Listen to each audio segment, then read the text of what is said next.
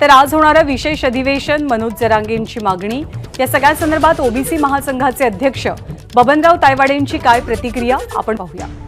हे बघा की ठीक आहे, ते आंदोलन करते आहे, ते त्यांची मागणी सरकार पुढे मांडते आहे, परंतु त्यांनीच जो ड्राफ्ट नोटिफिकेशन ॲग्री केलं होतं त्यानुसार 16 तारखेपर्यंत त्यांना आक्षेप घ्यायचे होते आणि 16 तारखेच्या नंतर आता आक्षेपांचं निराकरण सरकार करते आहे।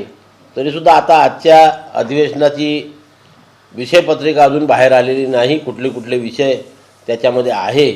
जर कालपर्यंत त्या आक्षेपांचं निराकरण झालं असेल तर ते ड्राफ्ट नोटिफिकेशनसुद्धा आजच्या अधिवेशनामध्ये चर्चेला येऊ शकते आणि तशा प्रकारचं त्याचं कायद्यामध्ये रूपांतर होऊन त्याची अंमलबजावणी होऊ शकते। म्हणून आजच्या अधिवेशनात काय काय होते याकडे आम्ही लक्ष ठेवून कुठेतरी त्यांनी असंही म्हटलेलं आहे की यामध्ये जे आजचा विषय आलेला आहे त्या विषयात सगळे सोयरे हा विषय नाही आहे, तर मराठा आरक्षणासंदर्भात जे आहे फक्त त्यावरच हे केली जाणार आहे। त्यामुळे नेमकं तुम्हाला काय वाटते, ड्राफ्ट येईल की नाही येईल, कारण की विषय समोर आलेला आहे।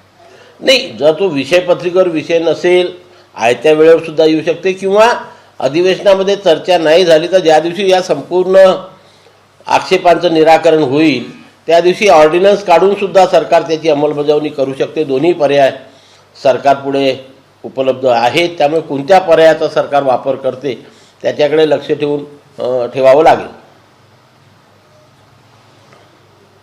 आणि पुढे आता काय काय होते, आज संध्याकाळपर्यंत सर्व चित्र क्लिअर होईल आणि त्याच्यानंतरच काय ते आपल्याला सांगता येईल। आज जोपर्यंत अधिवेशन सुरू होत नाही, कशावरती चर्चा होते, काय काय होते, आणि ते झाल्यानंतर आम्ही त्याच्यावरती डिटेल वक्तव्य आपल्यापुढे करू। पण एक आपल्या माध्यमातून सांगतो की सरकारने सगळे सोयऱ्याच्या जे ड्राफ्ट प्रारूप आमच्यासमोर दिलेला आहे त्याच्यावरती आक्षेप तो जसाच्या तसा जरी सरकारने लागू केला तरी ओबीसी समाजाला फारसा फरक पडणार नाही। त्यामुळे मराठा समाजाला आरक्षण जरूर द्या, परंतु ओबीसींच्या आरक्षणाला धक्का लावू नका, याचा पुनरुच्चार बबनराव तायवाडे करतात। एबीपी माझा, उघडा डोळे बघा नीट।